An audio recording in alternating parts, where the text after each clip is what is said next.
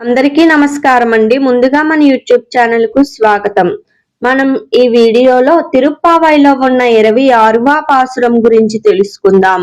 పాసురం: మాలే మణివన్న మార్గలి నీరాడువాన్ மேலையர் செய்வனகள் வேண்டுவன கேட்டியேல் ஞாலத்தை எல்லம் நடுங்கமுரல்வன பாலன்ன வண்ணத்து உன் பாம்ச ஜன்னியமே போல்வன சங்கங்கள் பொய்ப்பாடுடைனவே சாலப் பெரும் பறையே பல்லாடிம் சைப்பாரே கோலா விளக்கே கொடியே వితానమే ఆలినిలియాయ్ అరులేలోరేంబవాయ్.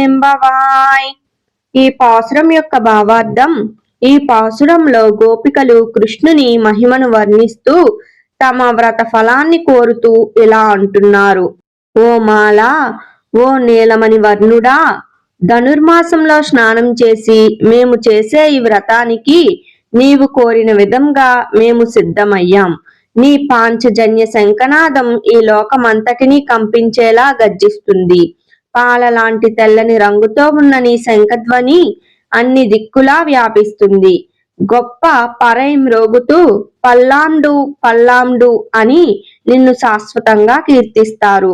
అందమైన దీపాలు, జెండాలు, పందిళ్ళు నీ ఆలయాన్ని అలంకరిస్తున్నాయి.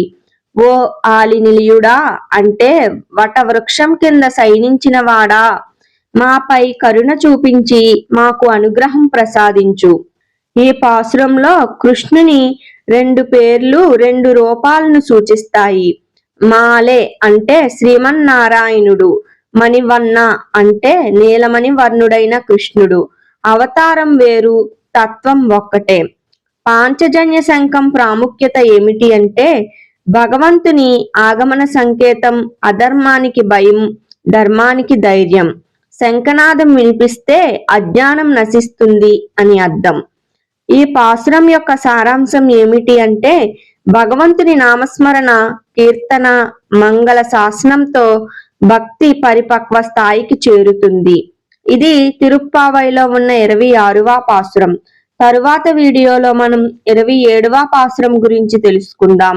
ధన్యవాదములు.